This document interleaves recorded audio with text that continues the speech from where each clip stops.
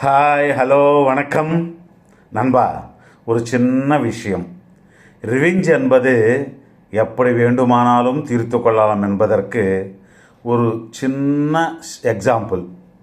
300 கோடி மதிப்புள்ள ஒரு பாக்ஸு பிரியாணி சாப்பிடுவதற்கு திருடினார்கள் என்றால் யாராவது நம்புவார்களா?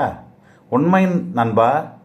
2018 ஹைதராபாத்தில் நிஜாம் மியூசியத்தில் நுழைந்து 2 கேஜி தங்கம், வஜ்ரங்கள், ரூபீஸ், எம்ரால்டுடன் தயார் செய்த ஒரு டிஃபின் பாக்ஸு திருடர்கள் திருடினார்கள். இதை திருடியது உண்மையான திருட்டியே தொழிலாக செய்யும் திருடர்கள் அல்ல, பெரிய பெரிய மாஃபியாக்காரர்களும் அல்ல. இவங்க 2 பேருமே சாதாரண பிட் பேக்கெட் திருடர்கள். அவங்க அந்த பாக்ஸ் திருடி ஓடி போய் விற்று பணமாக்கி செலவு செய்யவில்லை. மேலும் அதனுடைய மதிப்பும் அவர்களுக்கு தெரியாது. அதை திருடி அழகா அதில் பிரியாணி போட்டு ஒரு இடத்தில் தரையிலே உட்கார்ந்து சாப்பிட்டார்களாம்.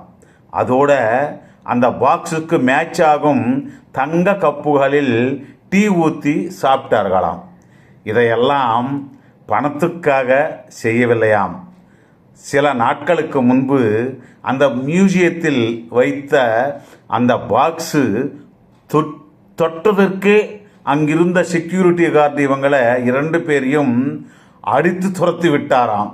அதை ரொம்ப அவமானமாக நினைத்து எப்படியாவது இதை நினைத்து ரிவெஞ்சு தீர்த்து கொள்வதற்காக அதை திருடி அந்த பாக்ஸிலே பிரியாணி வாங்கி போட்டு தங்க கப்புகளிலே டீ வாங்கி ஊற்றி சாப்பிட்டார்களாம். பார்த்தீங்களா? ரிவெஞ்சு என்பது எப்படி வேண்டுமானாலும் தீர்த்து கொள்ளலாம். சரி, சாப்பிட்ட பிறகு அதை அங்கே வைத்து, ஆஹா, நாம் தொட்டதற்கே அவன் நம்மளை அடித்தான், நம்ம திருடி அதில் பிரியாணி போட்டு அந்த தங்க கப்புகளிலே டீ ஊற்றி சாப்பிட்டோம் அல்லவா, ரிவெஞ்ச் தீர்த்து கொண்டு விட்டோம் என்று சென்று விட்டார்களாம். மீண்டும் நாளை காலை சந்திப்போம். நன்றி, வணக்கம்.